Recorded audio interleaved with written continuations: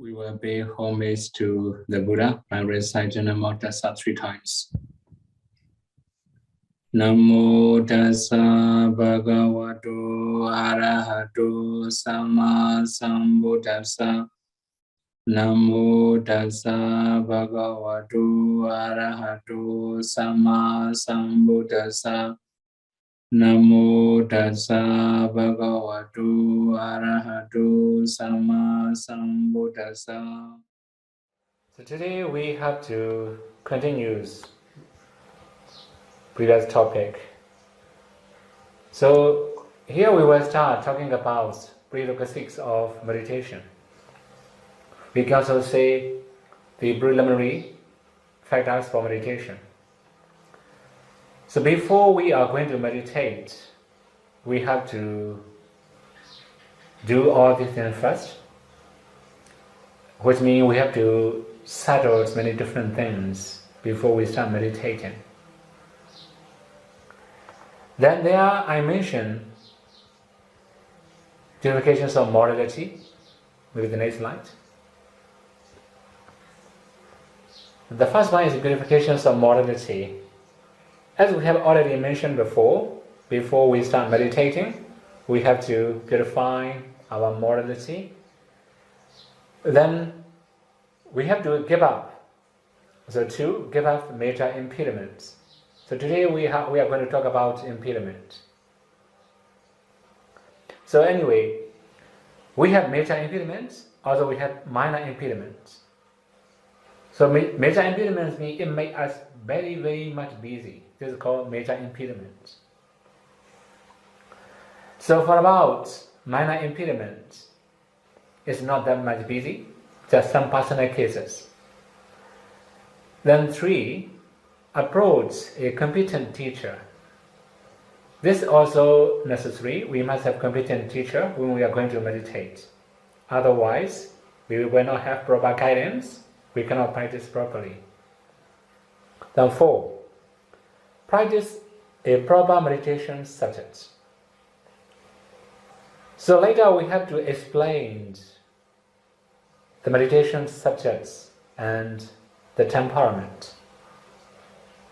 The Buddha explains many different meditation subjects according to people's temperament.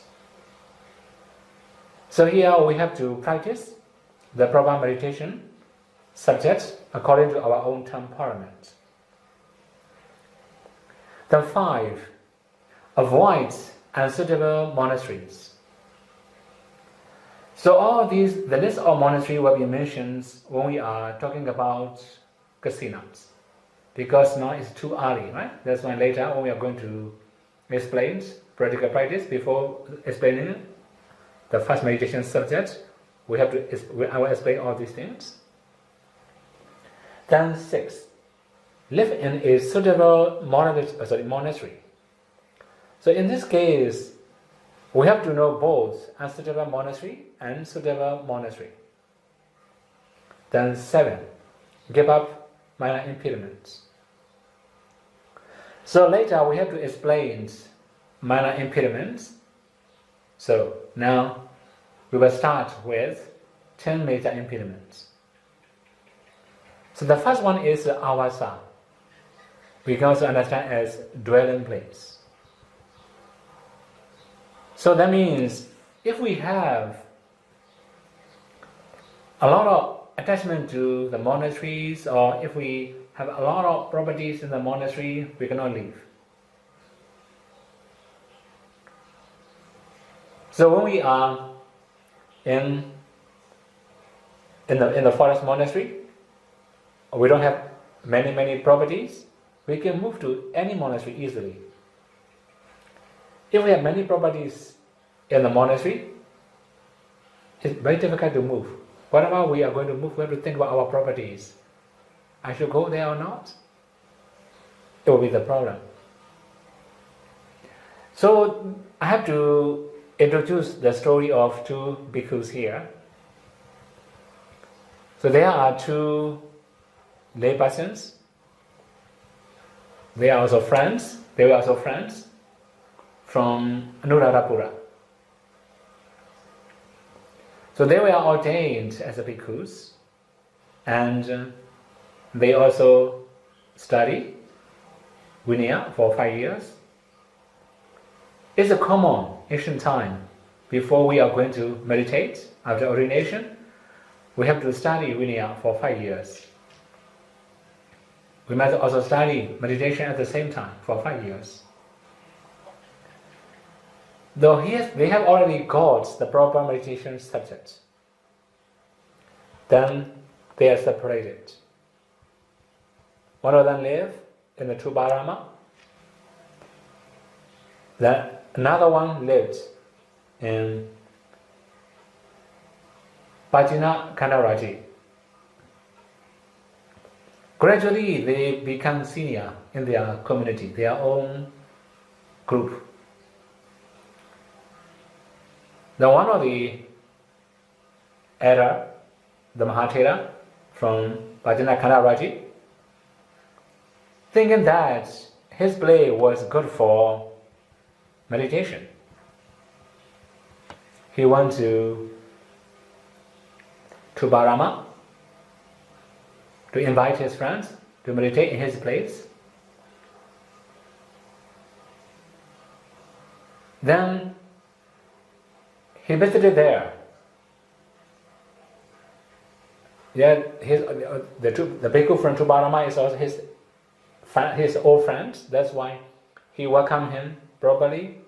He fulfilled all his duties according to Vinaya, given the proper place, washing water, drinking water, and all the things he has to do. Then that era has been living in Tubarama very long times ago.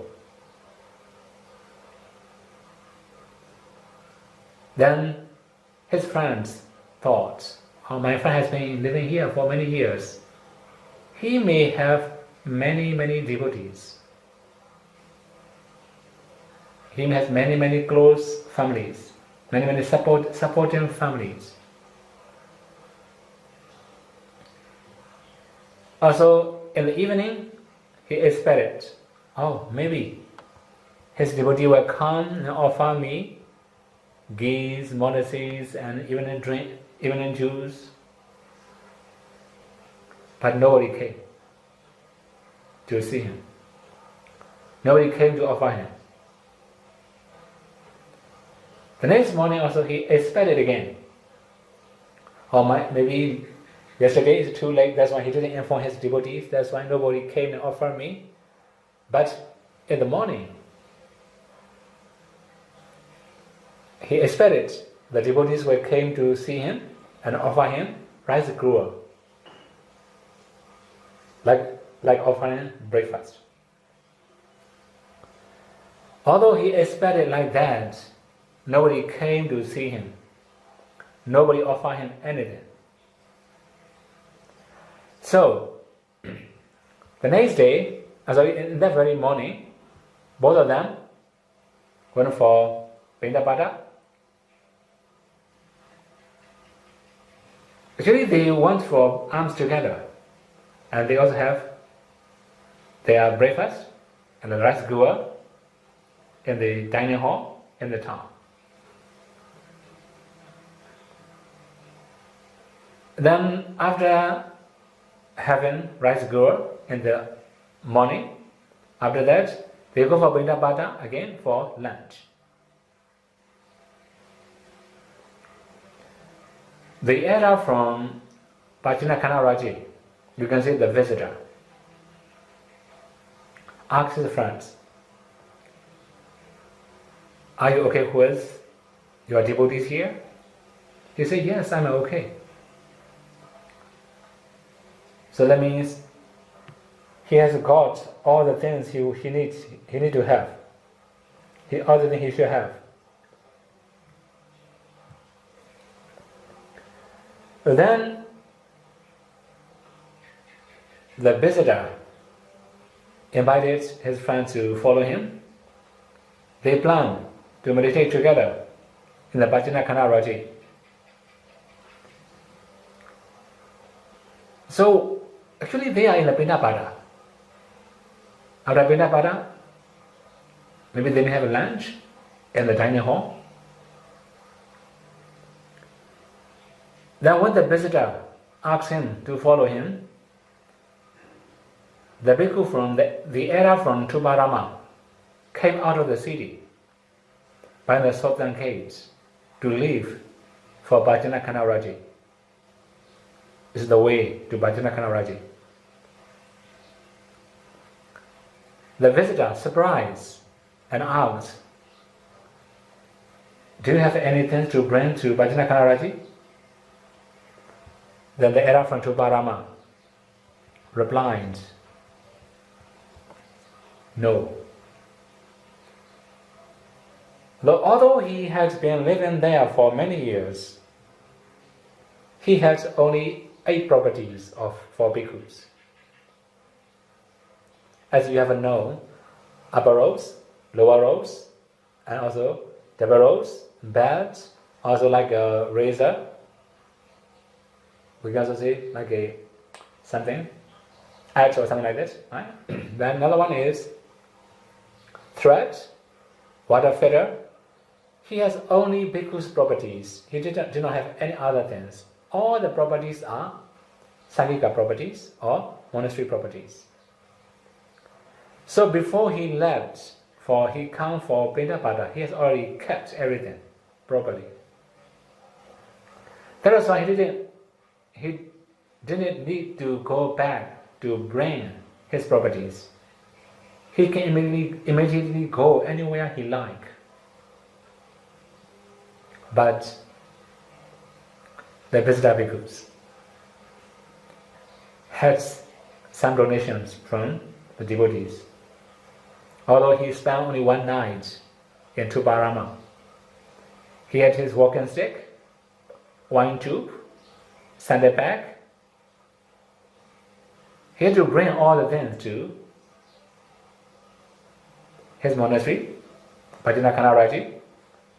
Then he also replied to his friends, "Oh, although I spent here for one night, I have got many things. But for you, wherever you go, you are free." So that means you don't have any attachment to he does not have any attachment to his monastery. So monastery is not impediment for him. Of course, when we have monastery, we have to take care of monastery. If there's a leaking, we have to repair. If there's a lot of windy, if it is windy, we have to close the window, close the door. If too hot, also the same, we have to take care of. If there's a crack in the wall, if there's some termites biting the wood, something like that, we have to take care of everything. So if we have to arrange very big constructions, if a very big project for construction in the monastery, we will become very busy. Now we cannot meditate anymore. So if we are busy with constructions or monastery or for building, then it's called impediment. This is the first one, as we have mentioned, avasa, pariboda, that means the dwelling impediment. Then 2, kula, family. So we all have family. We have our parents, we also have our relatives, brother and sister, and so on. All the things are called kula. So we also have one story from Korantaka monastery.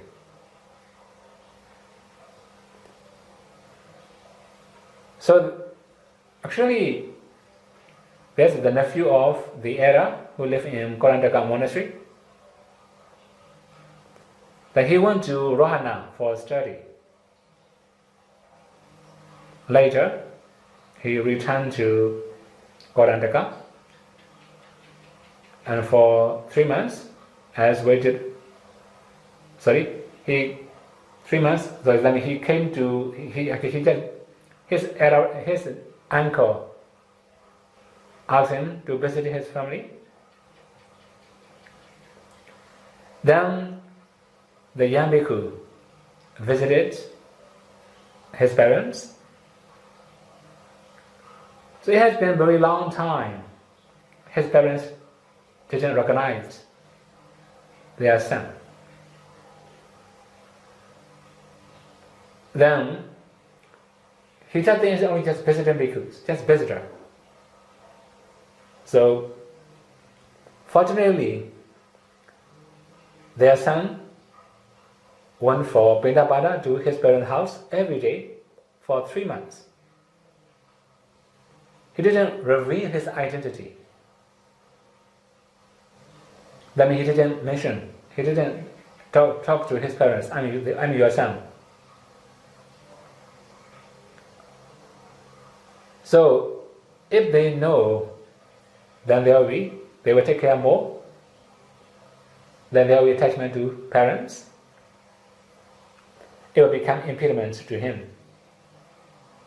That is why he avoids revealing his identity there. After 3 months, after the rainy season, he left the village. His uncle also came to see his sister, the parents of the young bhikkhu. On the way, they met.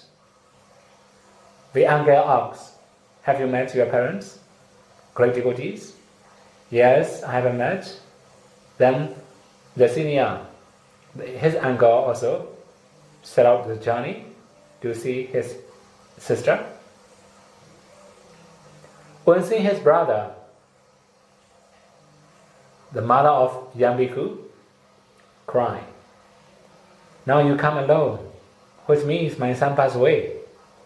I cannot see my son. Where is he? She cried a lot.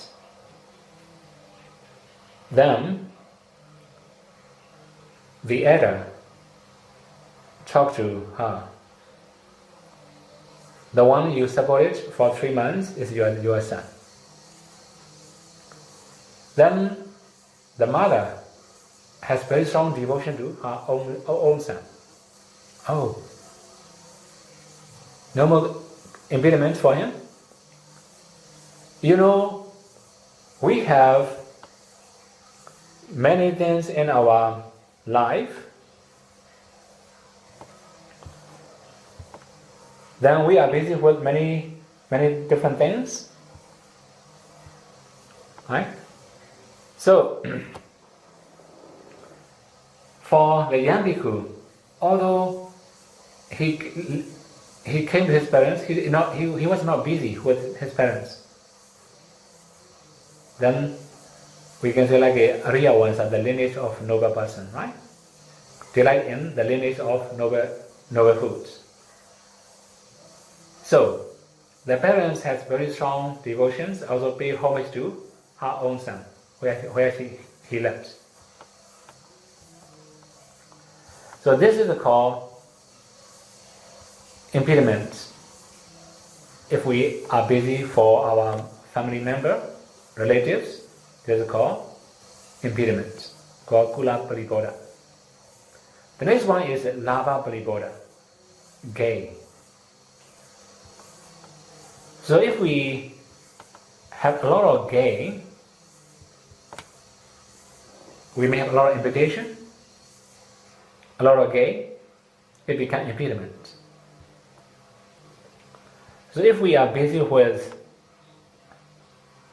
many activities in the monastery, then we cannot meditate.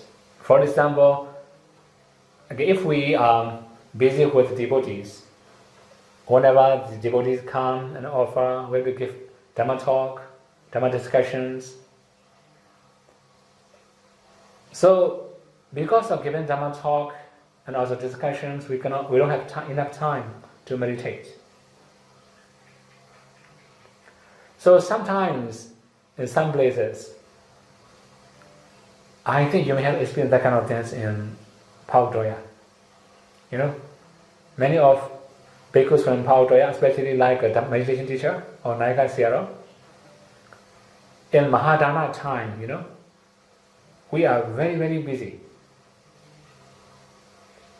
Even I cannot sleep normally. This is every year.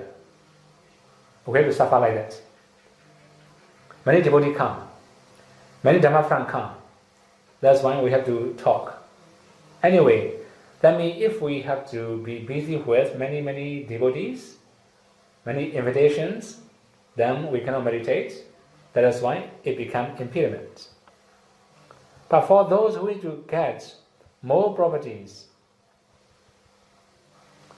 yeah, is it good for them? Right? So, okay, the main thing is we should avoid accepting many donations from many devotees. If we have enough properties, then it should be okay. If we expect more than necessary, we will be busy. The next one is Gana Pariboda. So although we say Gana as a class here, but in reality, Gana means we may have many, many different groupings in the society, because they're like organizations, team, or associations, or many different names, many different groupings. Yeah, in the case of the Gana, it means we have like a Suddhanta Nikaya memorizer, that means who memorize Suddhanta Pitaka. Similarly, we have Digha Nikaya memorizer, Majjhima Nikaya memorizer, something like that, different grouping. So if there's some cases in the group, we have to do for it. So we will be busy with all the activities for the group. So for example, if we have to teach Suddhanta Pitaka, like Digha Nikaya for example, now we are busy with teaching, we cannot meditate. If that kind of things happen, we should finish all the teaching, after that stop teaching, just meditate. So if there's somebody who can help us, then we can transfer or exchange our student, right? You should go to that teacher. Now I will stop teaching, but you should go to that teacher. You can continue studying there. So if we can entrust like that, it will be okay. So the main thing is, if we are busy with many activities for our organizations or group or associations or teams, then we cannot meditate. That's why grouping become an impediment. The next one is a Karma, new project, such as Belgium. So yeah, in the case of Karma, sometimes we will not have a carpenter or masonry. We have to work by ourselves. Then it will be busy. We cannot meditate. That's also called Pariboda impediment. So if we have very few things to do, then we should finish, we should complete all the things. Or maybe we can hand over to other responsible persons or who can work for it. So if we can hand over, then we can meditate. Otherwise, we will be busy with many things to do for the monasteries or for constructions, This is called karma, new projects or new activities. So number 6 is called Atta, trouble. Next one, next slide. Atta, right? Atta means trouble. So trouble also, we can say if we are going to visit, we're going to set out long journey, we have to prepare many different things. If we prepare, we are busy. So that is why the journey is also one of the impediments. Well, sometimes, we have to go there for some special cases. For example, there will be ordination, we have to go there, we have to support the candidates and the bhikkhus there. Sometimes, although they don't have ordination, the bhikkhu ordination, they may have samnida ordination. No upajjhaya there, so we have to help them. As upajjhaya, for example, we have to go there. If there's somebody who can work for us, if there's some qualifying people who can help, then we don't need to go. So there can be many other cases. We have to go. We have to set out very long journey. If we have to prepare for traveling, we will be busy. In our journey also, we will be busy. When we arrive there also, we will be busy. If we are busy, we cannot meditate. That is why the traveling also impediment. Then 7. Nyati Pariboda. So here, when we talk about Nyati, here we talk as kins. Actually, Nyati also can be like a upajjhaya, or maybe close attendants, bhikkhus, or close disciples. Or sometimes it also can be the fellow Dhamma friends who come from the same Dhamma, the same teacher. So these are also called relatives, Nyati. According to Buddha teaching, according to Vinaya, right? Like a upajjhaya is like a parent, like a father. So there are many other students who learn from the same teacher or who ordain under the same teacher's upajjhaya. Then it will be like a brother. If senior will be like an elder brother, junior will be like a younger brother. So we have to take care of them. Then we will be busy. We cannot meditate. For example, if the teacher is sick, the student has responsibility to take care of the teacher. So when teacher recovers from sickness, the student can leave.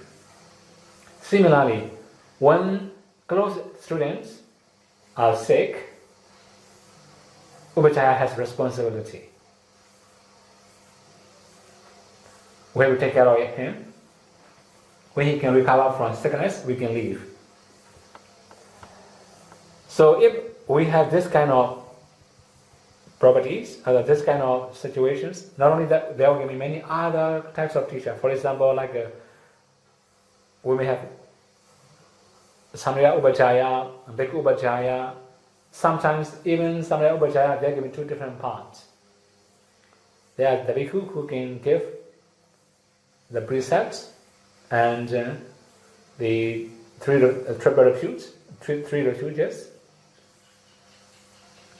Then there's also another bhikkhu who will give only upajjhaya. That means two teachers for samnedas, right?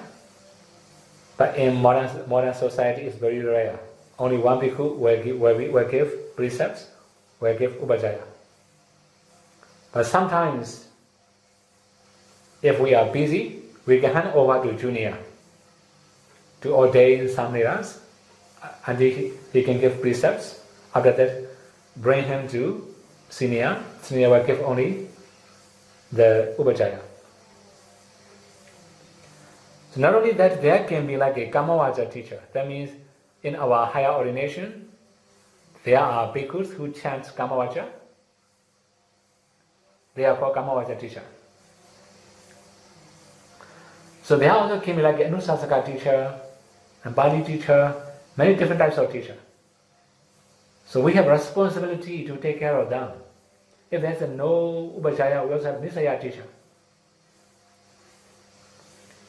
Then we have to be busy for him if he was sick or something like that. So in brief, if we are busy with take care of many different people, like upajjhaya or any kind of teachers, any kind of fellow Dhamma friends, we cannot meditate. Especially when they are sick, we have to prepare medicine, we have to bring some, like a doctor, right? We have to ask for help, something like that. Then there are many other things, okay, about it. That's why if we are busy with our fellow Dhamma friends, upajjhaya or Nisaya teacher, Kamavaja teacher, something like that, this is also called impediment. The another one is Apata Sickness. So when we have sickness, we have to cure first. Sometimes, although we take care of very long time, we cannot recover from our sickness, for example. Then here there's some recommendation. I am not slave of you. That means we have to remind our body, right? We have to admonish ourselves. I am not slave of my body. Although I suffer for you very well, you just make me suffer. I have to do what I should do now. Just determine, just keep practicing. So for sickness, it's not that easy for modern practitioners. Anyway, when we have sickness, at the least, we have to train our minds to continue meditating. Then if we are busy with sickness or like preparing medicine or maybe like a collecting many medicine, then we cannot meditate. That's why we have to consider when we have sickness. Then 9, Ganta, learning. Here we have to learn many different things. If we are busy with learning, we cannot meditate well.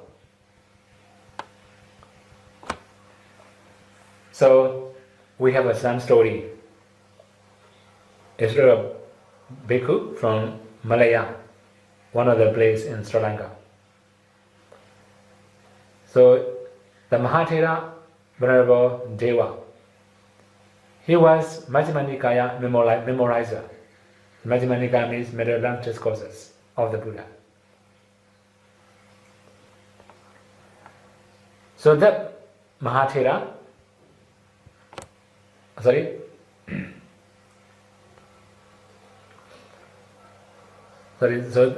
some bhikkhu come. So he will approach another teacher, meditation teacher, and also ask for meditation subject. Then the teacher asks, what about you are learning? They say, I can memorize Majjhima Nikaya.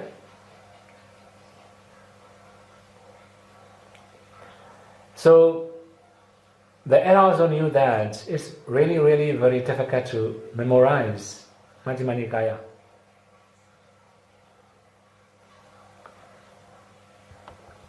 Then he said, if you are learning too much, you cannot meditate. How you can, if you, for example, in Majjhima Nikaya said, we have 152 suttas, If we remember one part, we will forget next part, something like that. Very, very messy, very, very complicated. That's when the meditation teacher remind him, if you are learning Majjhima Nikaya, it's impossible to practice. Then he promised, after getting instructions from you, I will not study. I will just practice. As he promised, he didn't study anymore. He just meditated. So it took 19 years. Too long, right? 19 years. After that, he had attained headship. After attaining headship,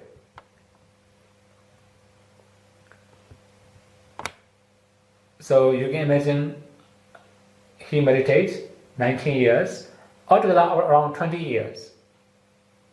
So that means he didn't recite Majjhima Nikaya for 20 years.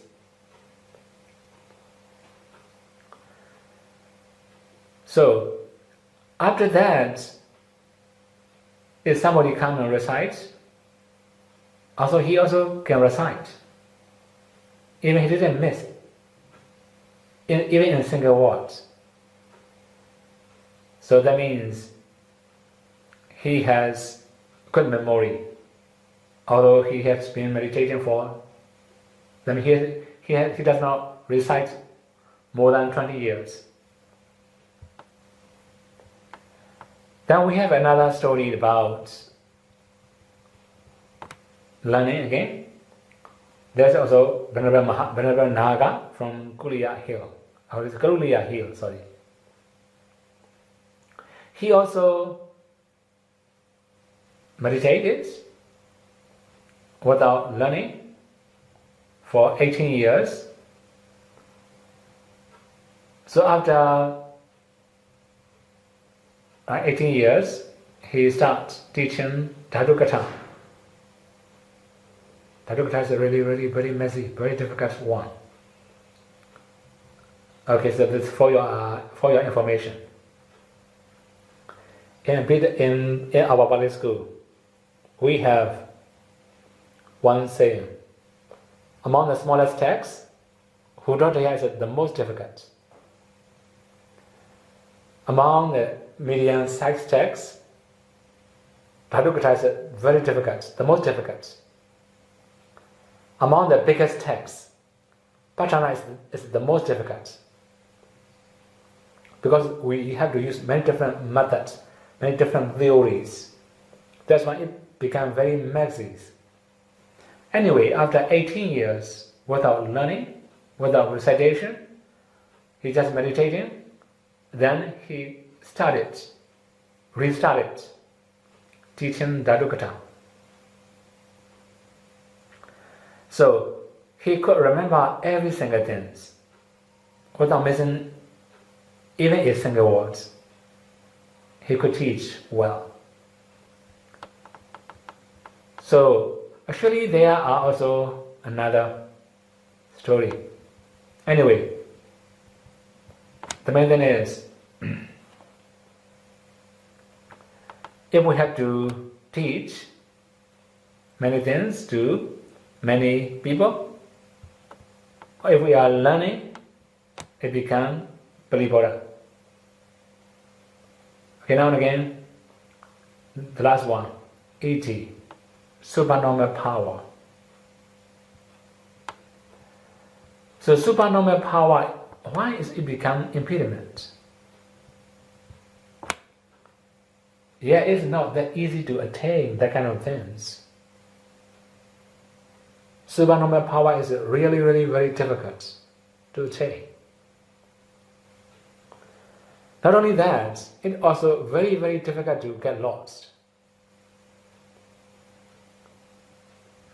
So that means although we have small problems, such as defilements, for example, even small obstacle, we can get lost. That is why the iti, the psychic power, is also very difficult to maintain. So sometimes we forget about practicing vipassana. We just maintain practicing psychic power. If we have this kind of habit, then psychic power become an obstacle, an impediment. So we have to maintain our psychic power, just maintain, just busy with psychic power. We cannot proceed practicing vipassana. That's why if we are busy with psychic power, it's also one of the impediments. So altogether there are 10 types of impediments that mentioned in Visuddhimagga. So these are major impediments. So if we are busy with all these things, we cannot meditate. They are major. So we have to cut major impediments, or we have to give up the major impediment first. After cutting or after giving up the major impediments, 10 types of impediments, we have to approach the qualifying teachers. We also say a competent teacher. With the next slide maybe. So here we have to talk about the quality of a competent teacher. We can find this one as a stanza in Visuddhimagga. The stanza is Piyo, Guru Bhavaniyo, Vata Cha, Vachana Kamo, Kamiranja, Katangata, Nocha Thani, Niyote. This is the stanza mentioned in Visuddhimagga. So, if we analyze that stanza, we can find the quality of competent teacher. The first one is Piya. He is lovely or dear to you. Although here we just say Piya, we can also understand this means moral. He is virtuous. So Piya means lovely or dear to us, or is also called virtuous or moral bhikkhus. Then the second one is a Guru. Guru means he is reverse, that means respectable. So in this case, we also have to understand that he must be well concentrated. So if he has very strong concentrations, he is respectable. This is the second quality. The third one is Bhavaniyo. Bhavaniyo means here we also say praiseworthy.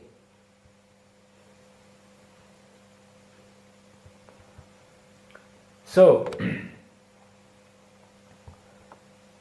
if we say praiseworthy, that means he must have good behavior, good culture, well trained. Then Vata. He reminds you when seeing faults.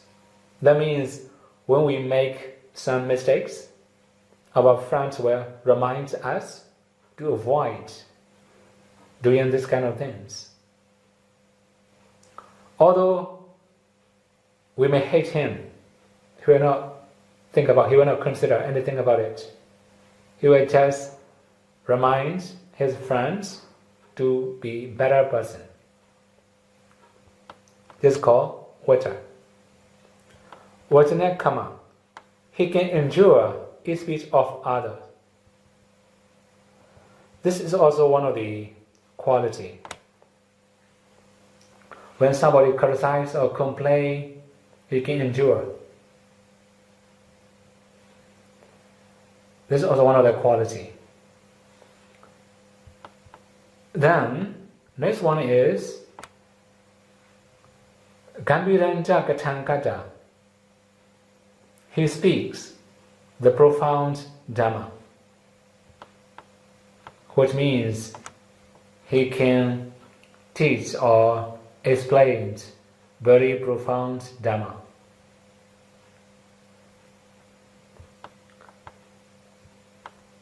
Such as Nama, Rupa, Vipassana, this kind of things.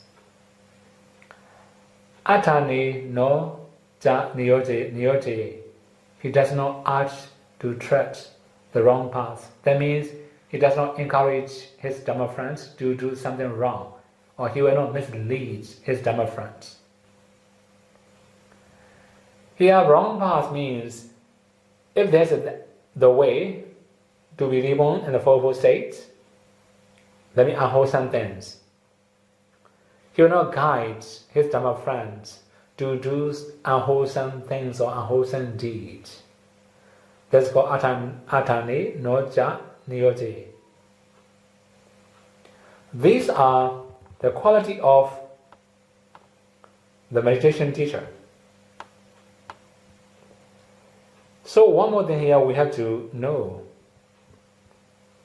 In the Visuddhimagga, it also mentioned, right? We have to study meditation, also recollection of death, reversibility meditations, something like that. Anyway, when we are going to accept the meditation subject from meditation teacher, then we have to find competent teacher. As we have mentioned in Untitled Chapter, I have already mentioned, if we can have living Buddha, we can study meditation from the Buddha. If we don't have, it also can be from Buddha disciple like Venerable Sariputta, Venerable Mahamoggallana, Arhat. If we cannot find an Arhat, we can learn meditation from a no-returner. If there's no returner, we can learn meditation from once returner. If we don't have once returner, we can learn meditation from Sotapanna, Sri Antara. If there's nobody like that, as we have mentioned before, jhana attainment. Also, Vipassana practitioners, jhana attainment. Then, if we cannot find that kind of person, we can also learn meditation from 3 Pitaka memorizer, 2 Pitaka memorizer, 1 Pitaka memorizer, or 1 Nikaya, 2 Nikaya, 3 Nikaya, something like that, as we have mentioned before.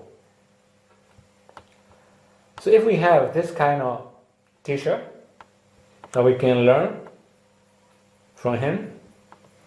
But in reality, there are many explanations in Visuddhimagga. Visuddhimagga means, especially here, the quality of student also mentioned there, right? So, which means, if we have good friends, we can meditate well. If we don't have good friends, we cannot meditate well.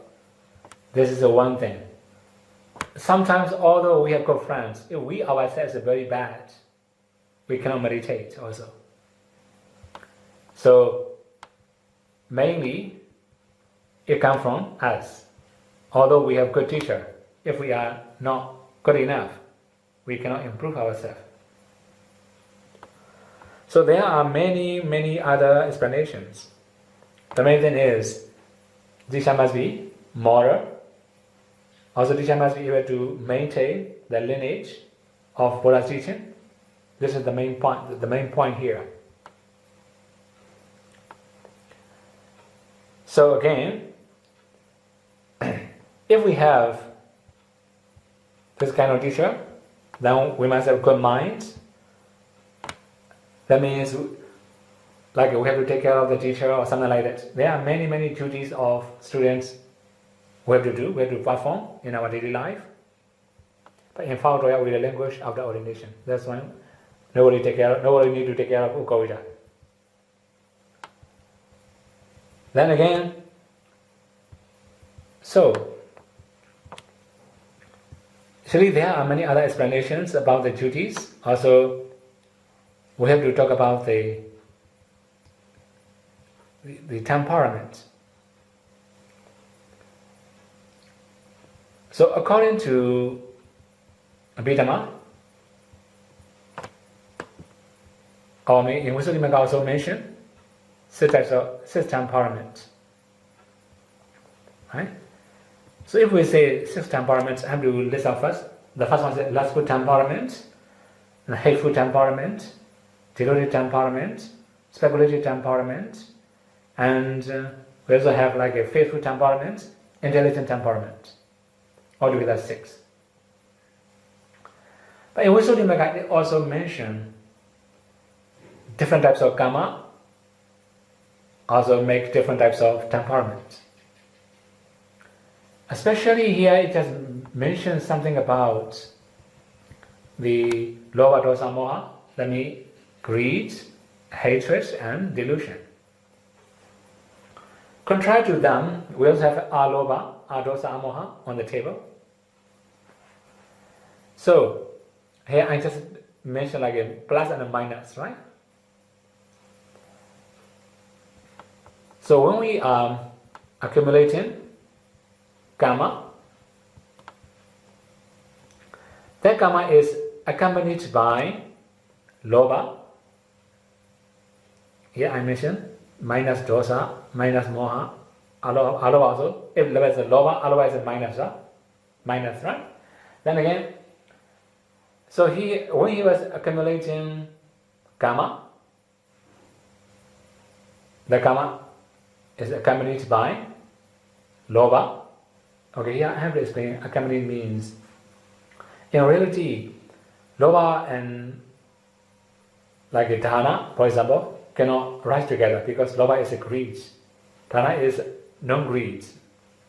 That's why they cannot rise together. So that means unwholesome and wholesome cannot rise together. Although here I say accompanied, it means supported by lobha. We can say like that. That is supported by adosa and amoha. Adosa means non-hatred or non-delusion. When that karma gives his reviling consciousness,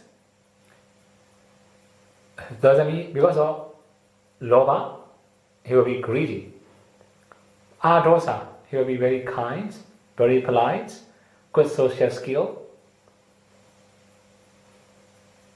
So here, if we have dosa,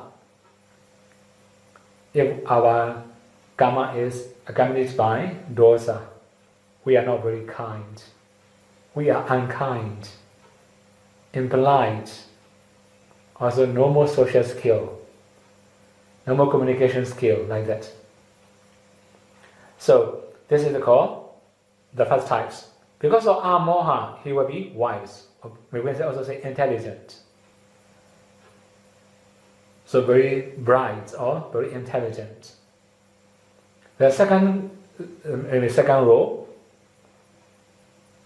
associated with lobha and dosa, also amoha.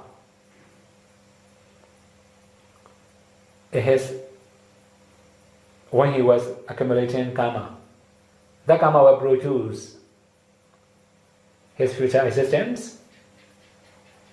So supported by all these lobha, dosa, also amoha. Actually, they cannot rise. Actually, lobha, dosa, and amoha cannot rise together.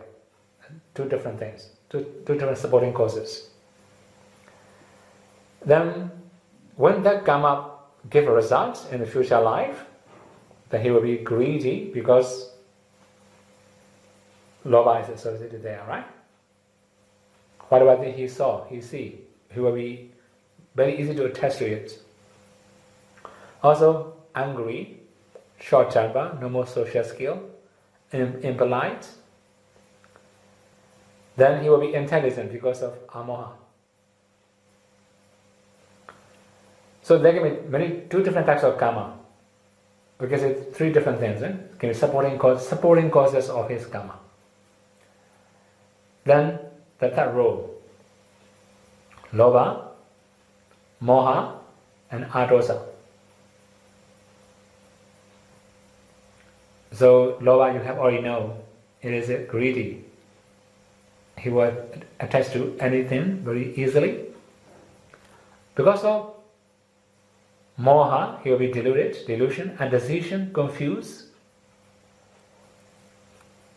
Then, because of adosa, he will be kind, polite, and has good social skill.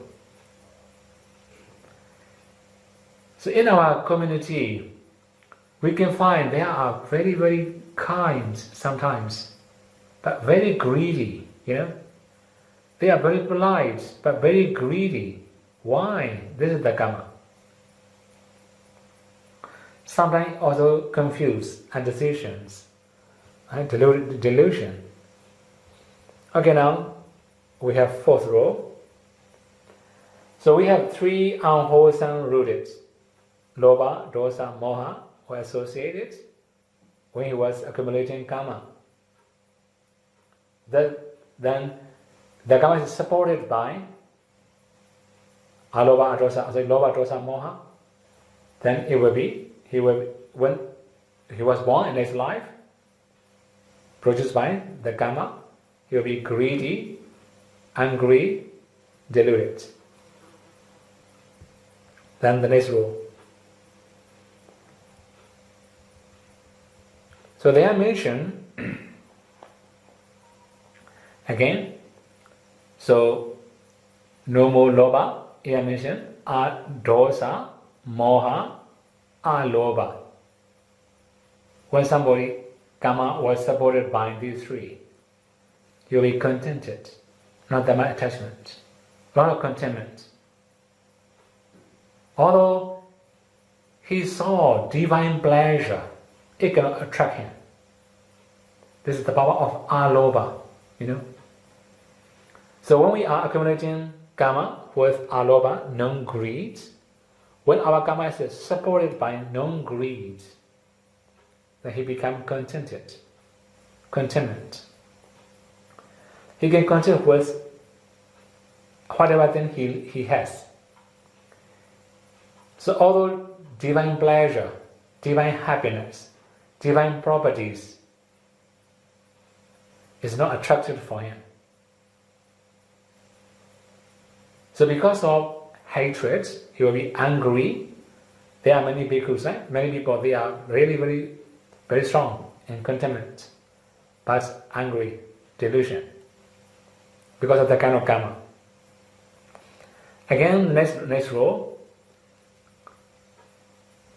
accompanied by moha, alobha, and adosa.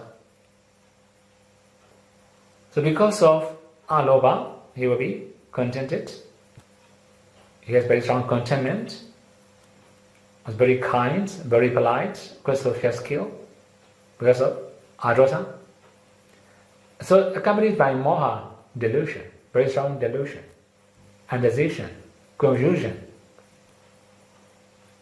With the next rule, accompanied by dosa, also accompanied by alobha and amoha. When the karma supported another karma, that means the karma is supported by dosa, alobha and amoha, he has very strong contentment. He will be very intelligent or very wise. He will be very easily angry, short temper, hot temper. Also, we can also say not very polite, no more social skill. Then the last rule. So we have only wholesome roots, alobha, adosa, and amoha.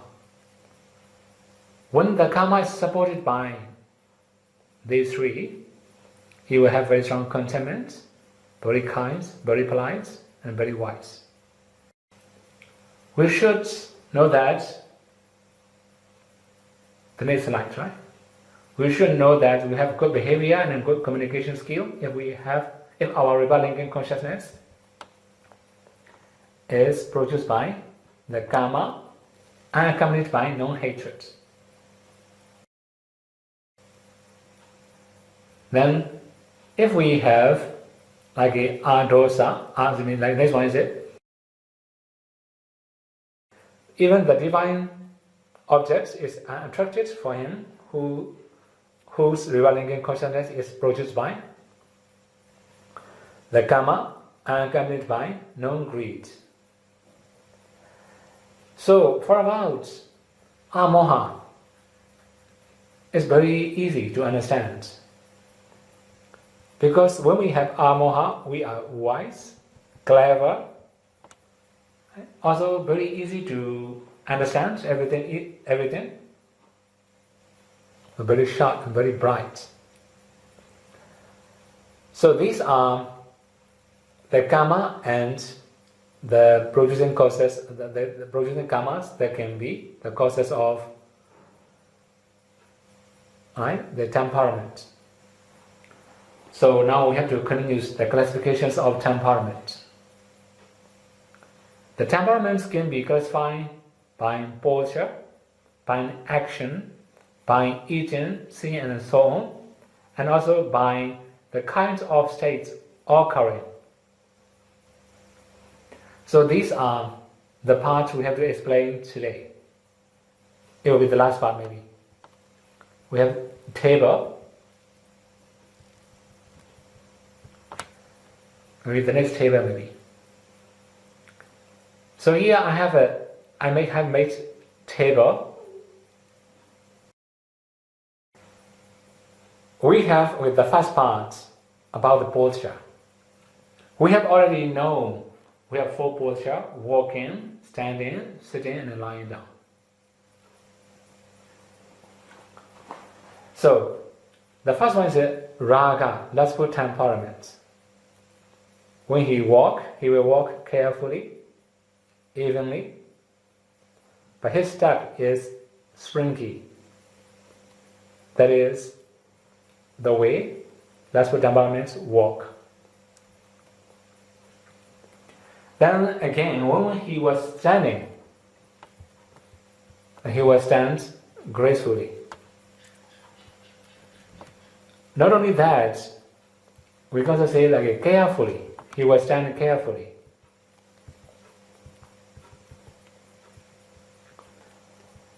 Then, similarly, sitting.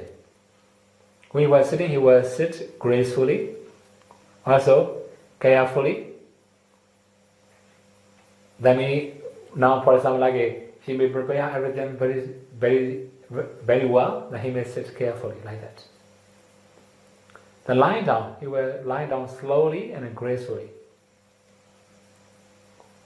So that means when he was lying down also, he will be very careful. Also evenly, he will lie down.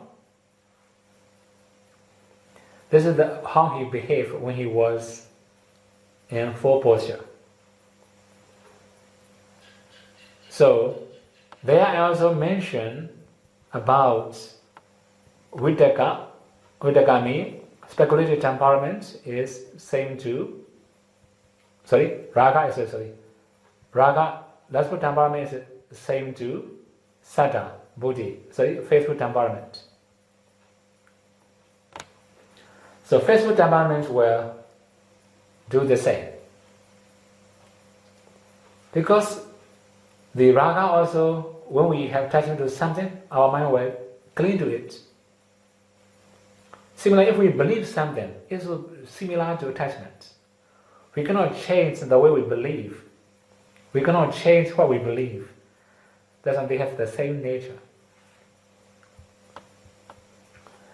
So again, dosa, hateful temperament. So when we talk about hateful temperament, it will be different from previous one. He will walk very quickly. So you can imagine like an angry person, right? When you are angry, how you behave. You can imagine all the things. Everything will be very fast. So he will walk very quickly. Similarly, not evenly, right? Then his steps is dragged along. That is the way he walk. When he stands, is rigid. He's rigid. When he says also rigid, he's rigid. Then again, when he was lying down, hastily flung down. He was hastily lying down or flung down. That's the way he behaved. So another one is okay. The similar things is dosa and buddhi, intelligent. These two are a little similar. Similar means when we have dosa, that means we have hateful temperaments, we will find faults or other. It can be untrue faults, or maybe just normal faults. But when we are intelligent, when we have intelligent temperament, we may find the faults of truth. We can also say we can find truth faults. For example, the faults of aggregate, the faults of materialities, the faults of mentalities. All these are truth. So, in brief, dosa also find faults of people. Buddhi also, intelligence also find faults of the formations. That's why they are similar. Then again, we have moha. So, moha is also very common in modern society, right? Mostly we have delusions, we don't understand properly. Okay, now anyway, when we have the deluded temperament, then we will walk with perplexed gaze. Also, we will hesitantly walk, or his step is pressed down suddenly.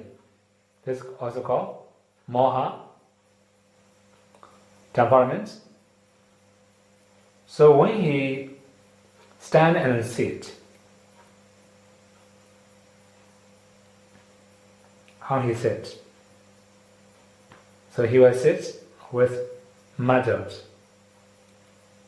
Right? So also stands with muddled. So that means a lot of uncertainty, right? And decisions. Then his back all awry, face downwards, sprawling body. He will lying down, and his back all awry. Also, then his face downwards, also sprawling body. This is the way he lying down. So we cannot say all these things are 100% truth, because these are not according to Buddha's teaching. Just come from traditional saying. Even Visuddhimagga mentioned it's not 100% truth, but traditionally we can also judge like that. Okay, we have the next table. So this is with the last part, the last part for today's Dhamma Talk. As you have known, lustful temperament and we say saddha, right? Faithful temperaments are the same. So when your actions Here we mentioned 3 things: sleeping, washing, and wearing. So when he slept, he will grasp the broom very well. He will sweep cleanly, evenly, slowly, and no scattering sand and soil. So that is a lustful temperament. Also we can say faithful temperament. When you wash, okay, one more thing here. Although we say washing, we can also say like dyeing the clothes. As an ordinary person, we have to dye our clothes for the bark. Anyway, so when he wash, although he will wash skillfully, gently, evenly, and carefully. Similar to that, when we are dyeing the clothes, we will dye skillfully, gently, evenly, and carefully. Then for about wearing. When he wear the clothes, he will wear neither too tight nor too loose. Then he will wear level all round. So that means, according to Sikh here, this means very good looking. Then next one, dosa. Hateful temperament. Hateful temperaments and intelligent temperaments are same. So that means he will grasp the broom tightly. Well, here's hateful temperament, right? Grasping very tightly. Also, he will sweep uncleanly. Although he will make noise when sweeping. He will scatter the sands. Not only the sand, the stone also can be like small stones, small sands.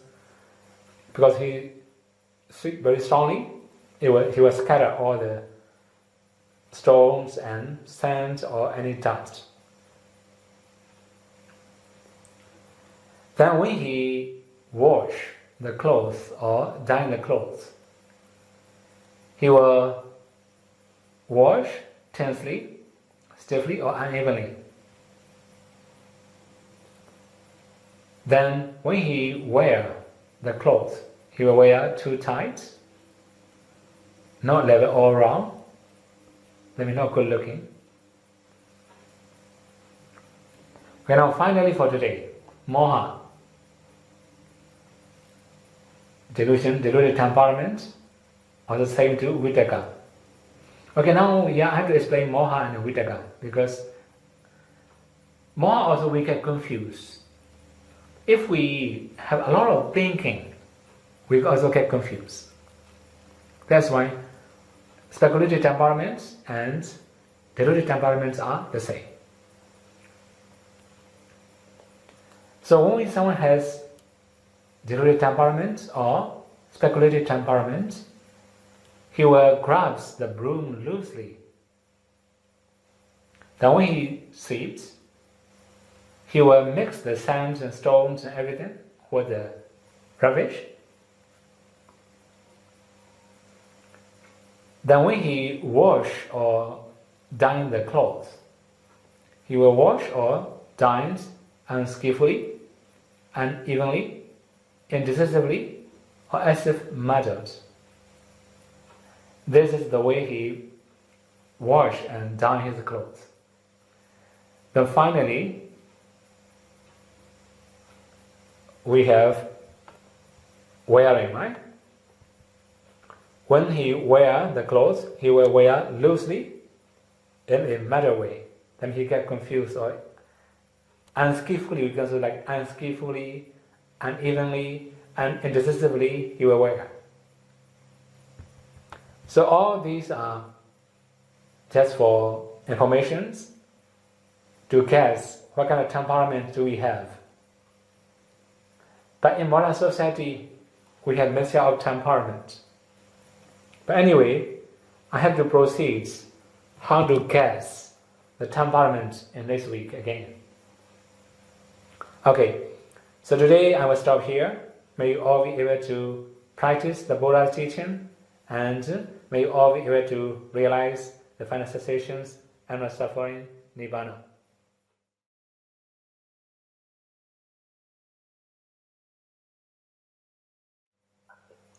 Yes, Shadow.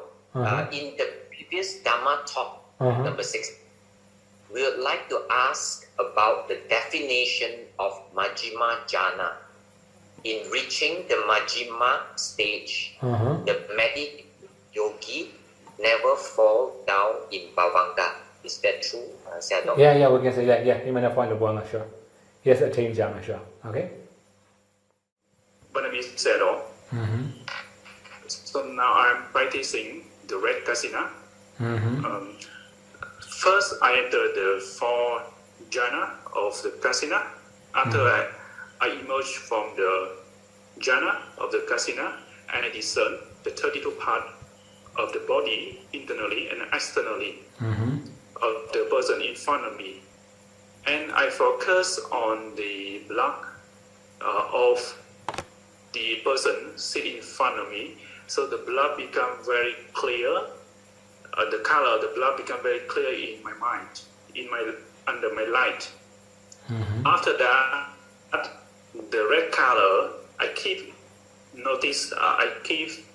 the red in my mind, and the light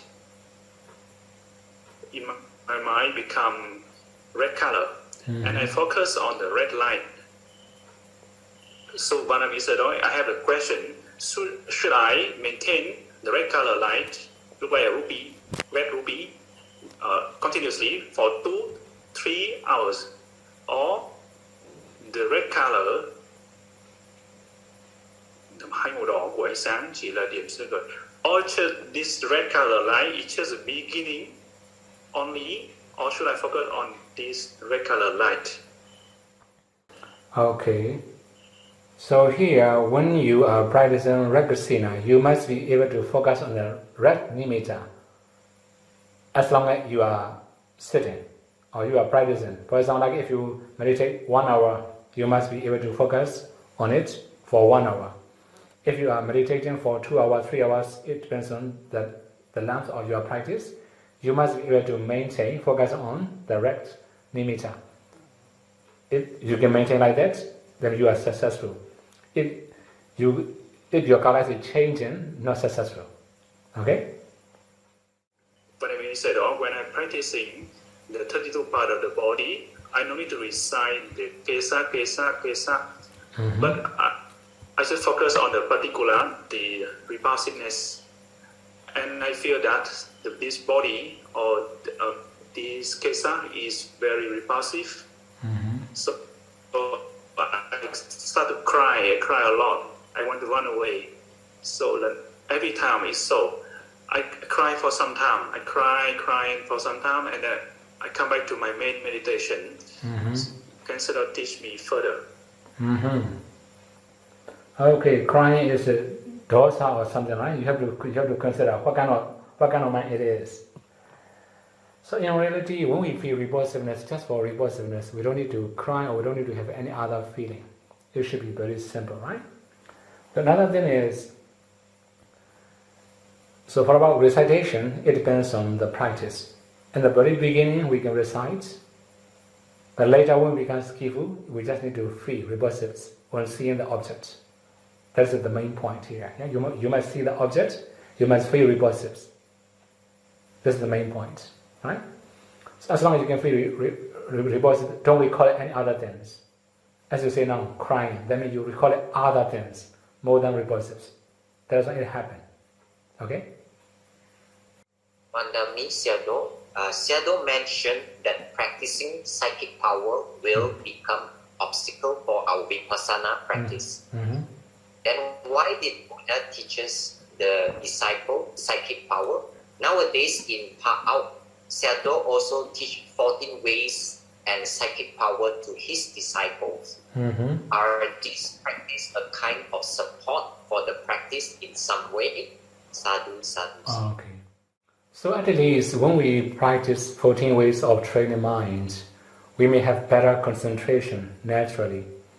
So it will be supporting process of vipassana, Actually, we just teach for supporting vipassana.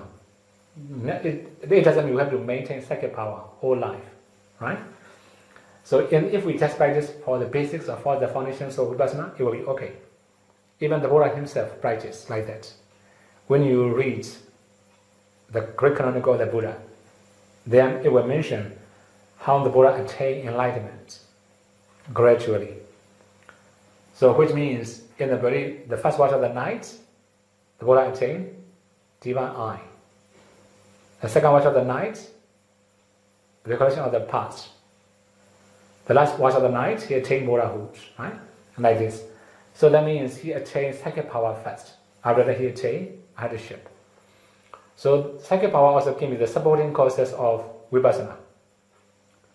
If we wisely use it, can be supporting causes, right? If we just try to maintain psychic power, it becomes an obstacle. We have to consider for ourselves. Okay? Vandami Siado. Siado explained that very small defilements will cause the loss of psychic power. Could Siado explain details about this? Sadhu, sadhu, sadhu. Okay, so I will give one example of Venerable Devadatta, right? So why Venerable Devadatta get lost everything? Actually, when he has a lot of followers, also has very big supporting from Ajata Sadhu, he thought that he should take over Sangha from the Buddha. Greed. He got lost everything. So, similarly, in the stories, there are many stories about psychic power in the Pali canons or in the commentary. For example, there also is Samaneras who could attain psychic power, who can fly on the sky, very strong psychic power.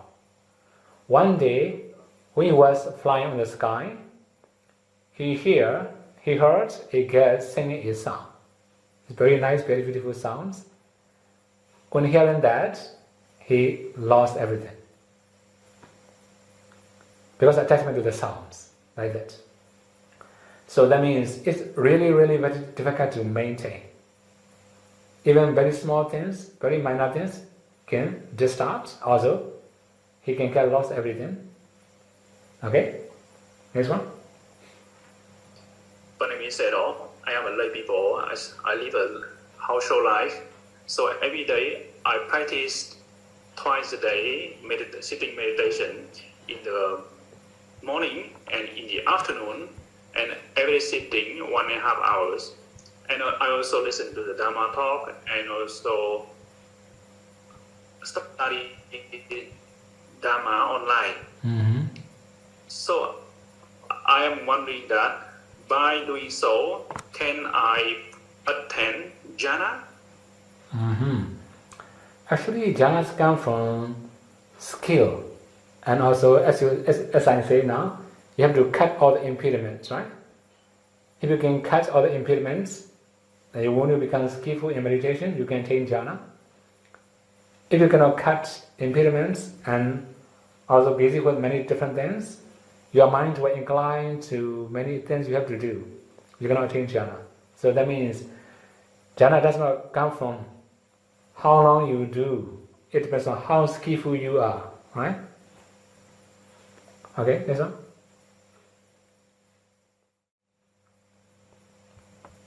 Next question. Is it okay to support Nicha Ditti Samana Sedo? The context of thought is in this matter can be their kapiya. And the second question, Sedo, after knowing that I support Nicha Ditta Samana, I thought I need to resign as their kapiya. I would like to ask to Sedo how to resign as their kapiya.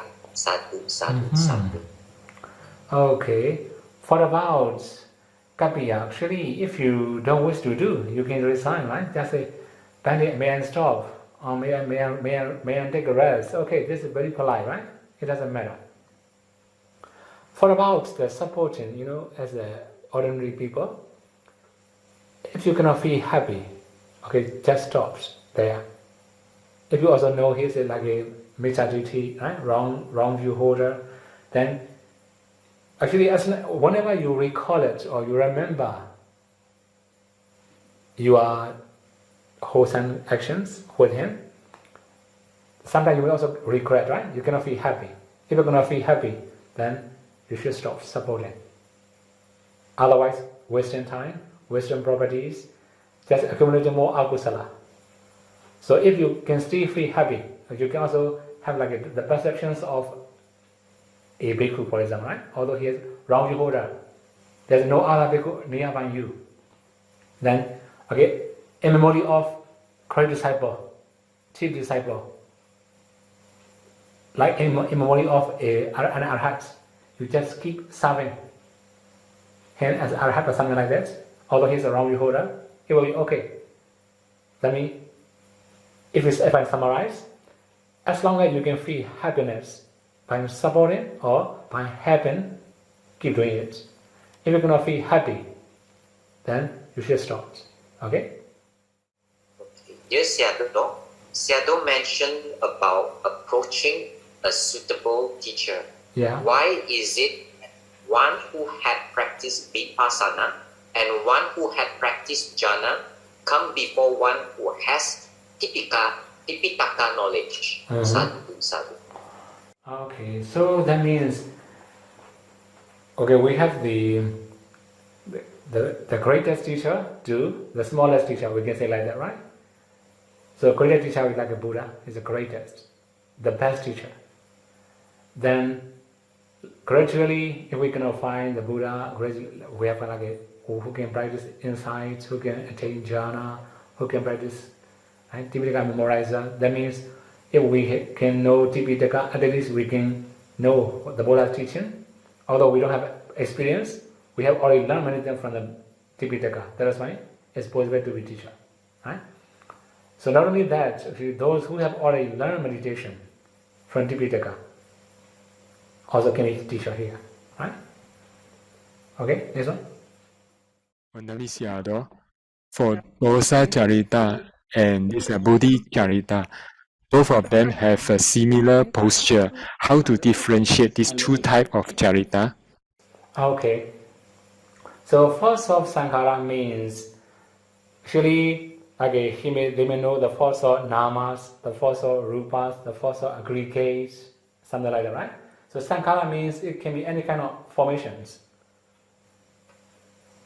Nama rupas, five aggregates, irana, the phases, elements, four noble truths, everything, right?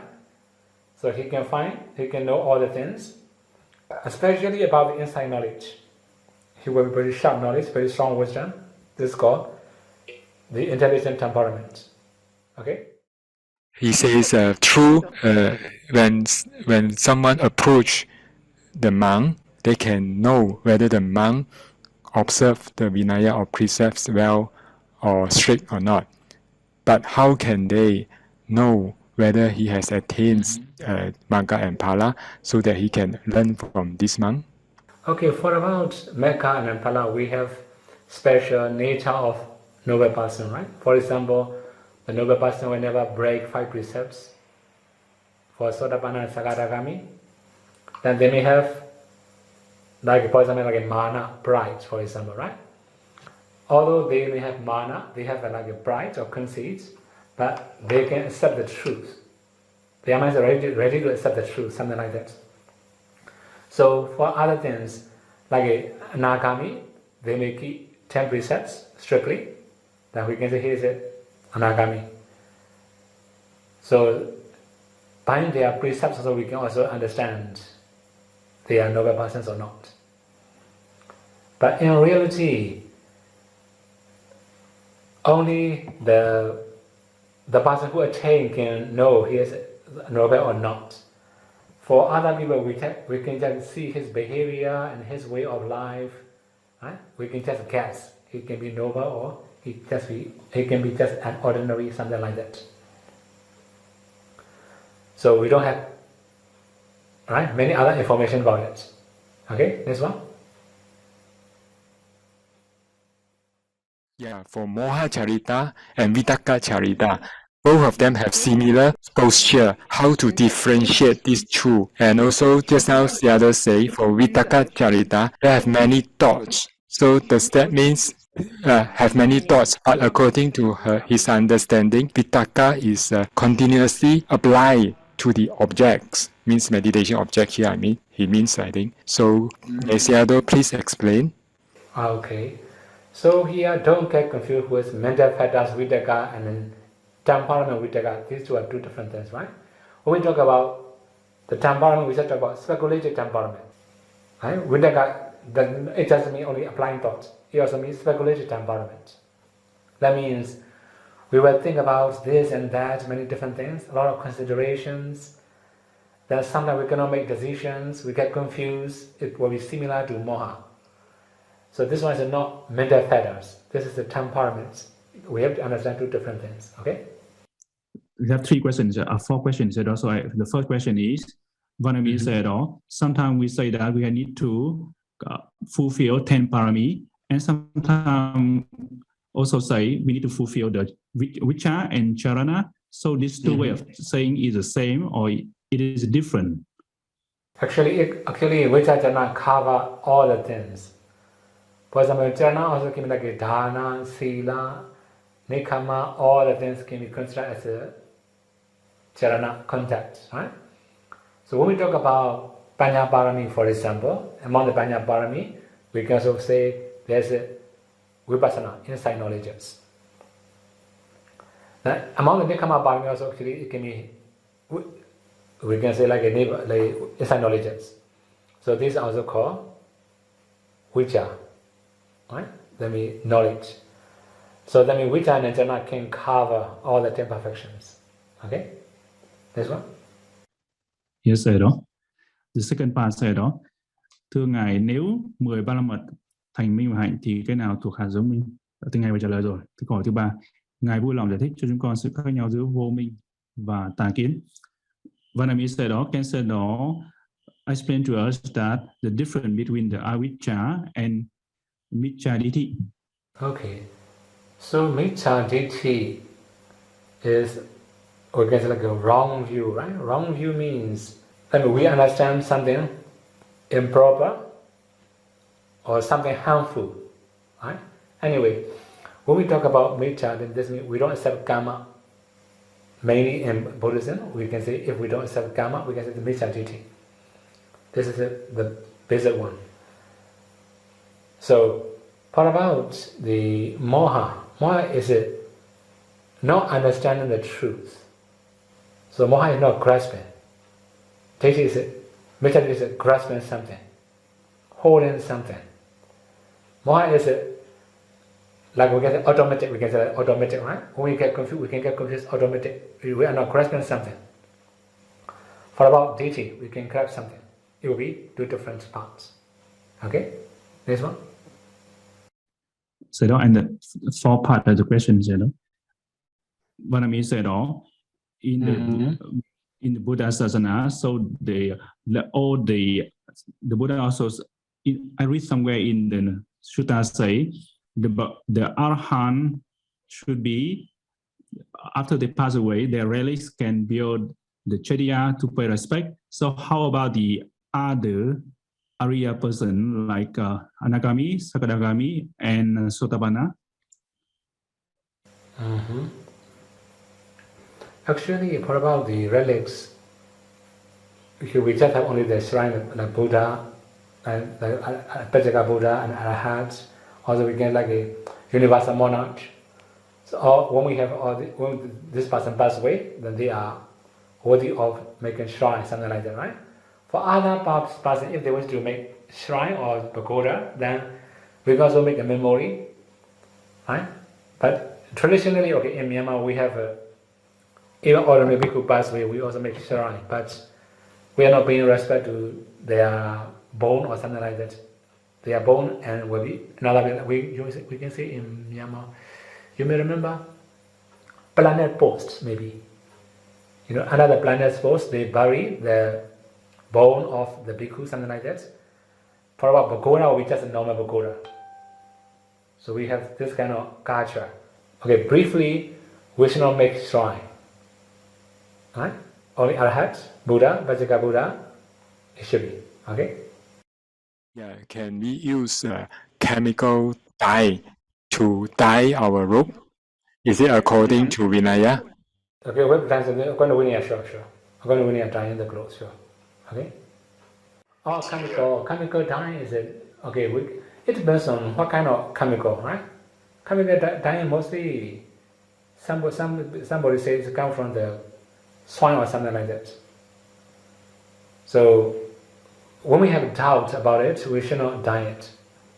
If we are sure, we should use chemical. Okay?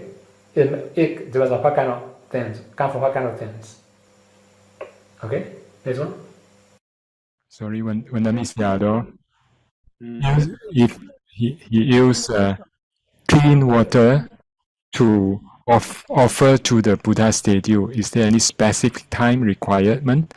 And 供养过的清水可以。And after offering this clean water to the Buddha, how to deal with this water? Okay.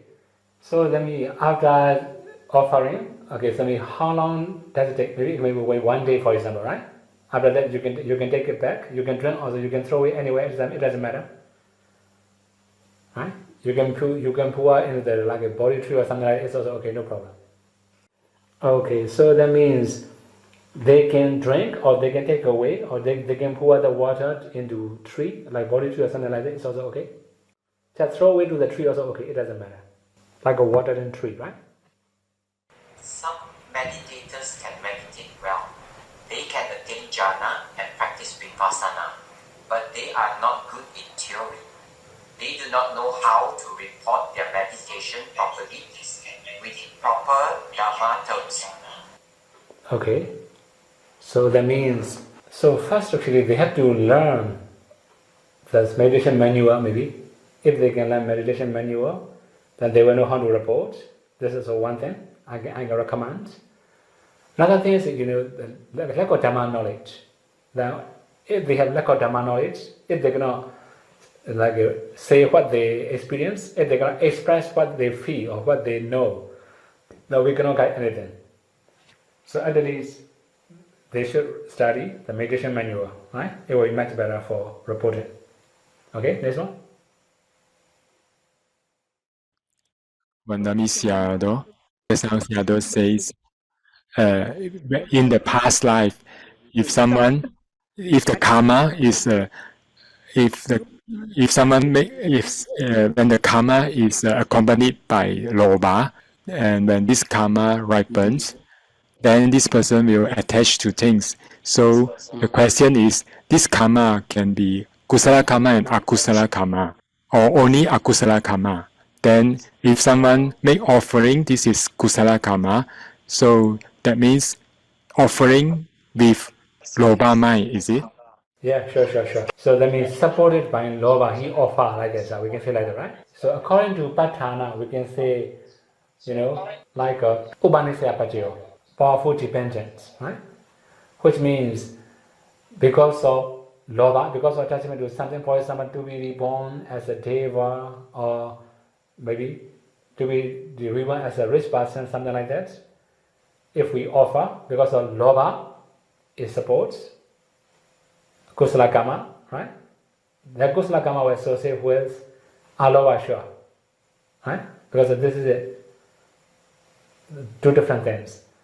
So he can be reborn as a deva, as a human, because of previous supported by lobha, then he will be greedy.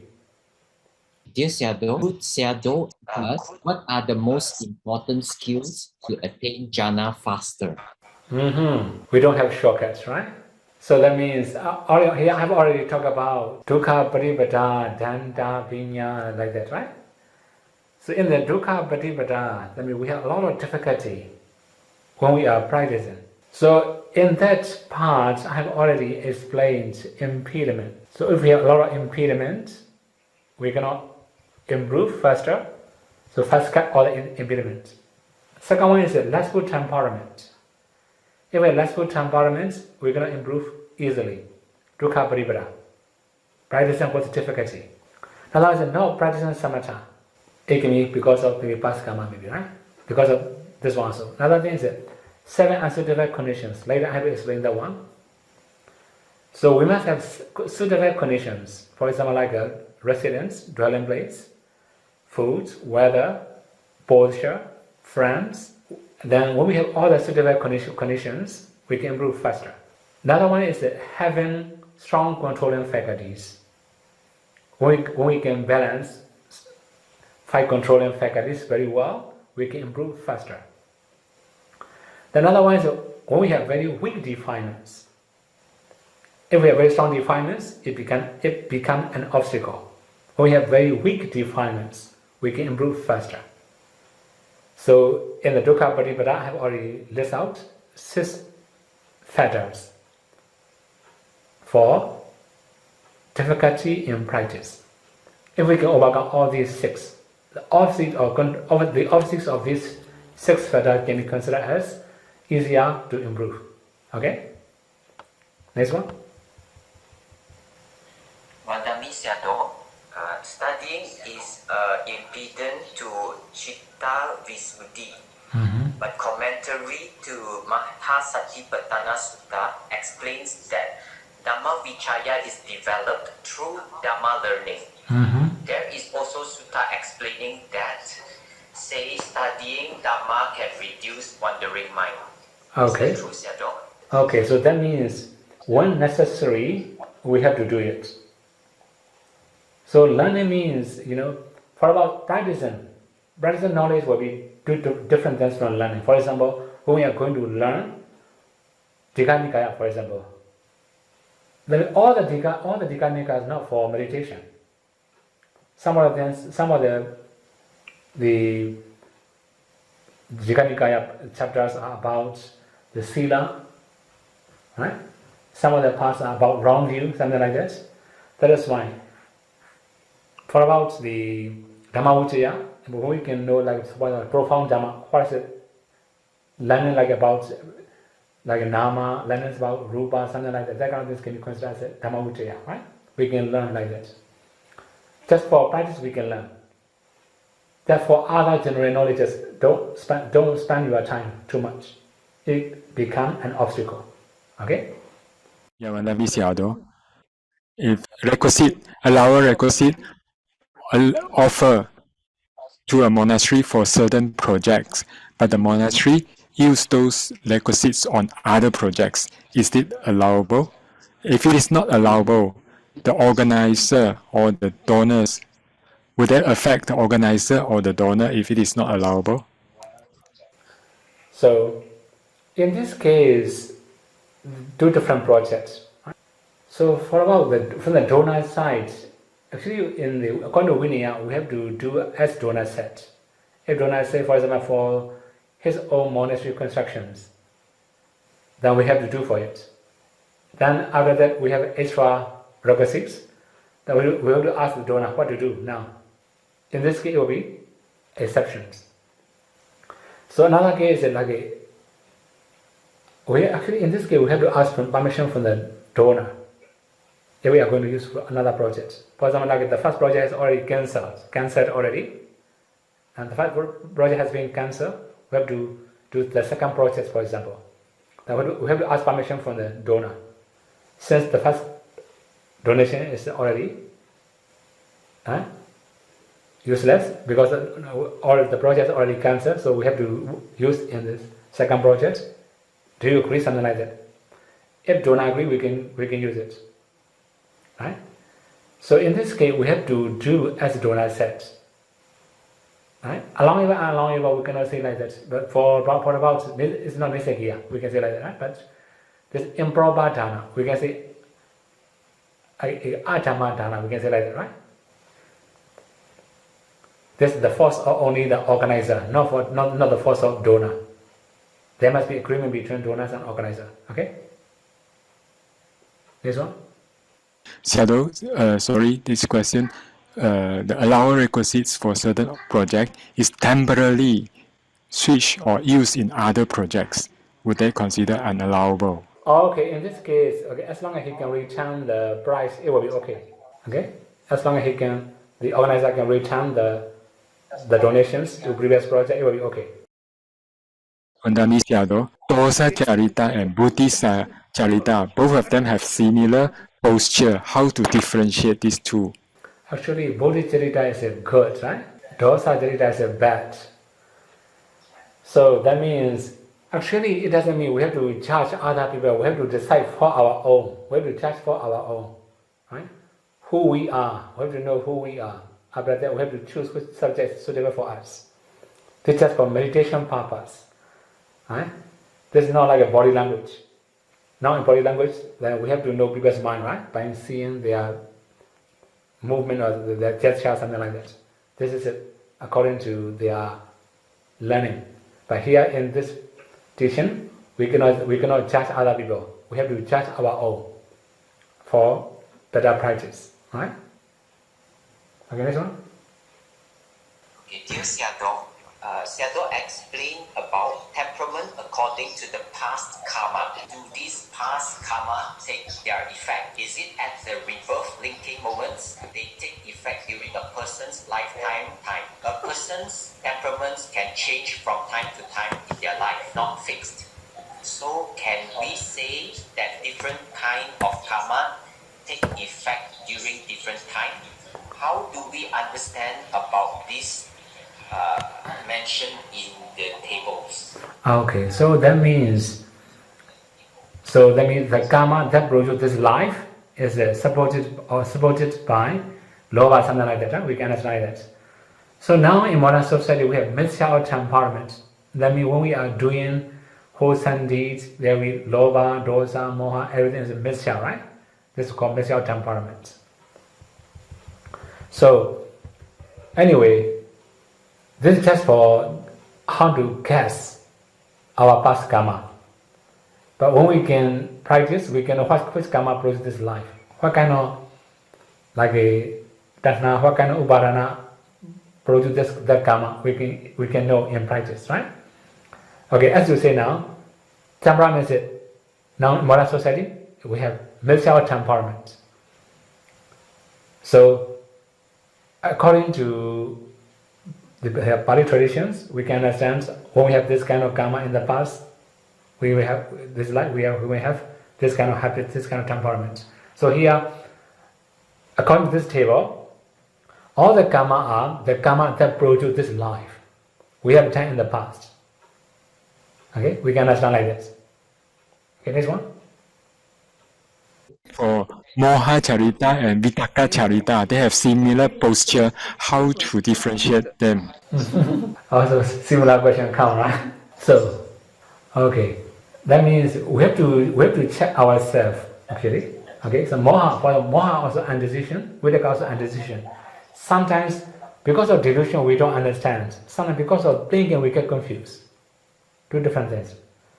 Sometimes we analyze more and more, we get confused. For example, like a focus on the breath. It should be very simple. If we analyze more and more, then we get confused. It means Vitakka Charita, speculative temperament. Naturally, we just get confused. This is Moha Charita. Right? We can understand easily. Okay? Vandamisiado, in the Buddha's time, the sixth Titiya, did they teach Anapanasati? And the Anapanasati thoughts by them, are they similar or are they same with the Anapanasati thoughts by the Buddha? Anapanasati can only be taught by the Buddha? Okay, so when we go and study in Majjhima Nikaya, and there are 4 suttas, I think, like Mahasacaka Sutta, for example, right? I don't remember Pasarasi Sutta or something like that. In all these suttas, they are mentioned how the Bodhisattva practice Anapanasati. I think ancient time, before Buddha's appearance, they also practice Anapanasati, but they control their breathing. Bodhisattva himself also control breathing in his practice. That means there are also many other people practicing like that. We can understand like that. Okay. Anyway, they also practice Anapanasati, but they are controlling breathing. Now in modern society, like a yoga also practice anapanasati, but they have to breathe in, breathe out by controlling, like a rhythm, So now in Buddhism, when we are going to practice anapanasati, it must be natural. We must not control. It will be different.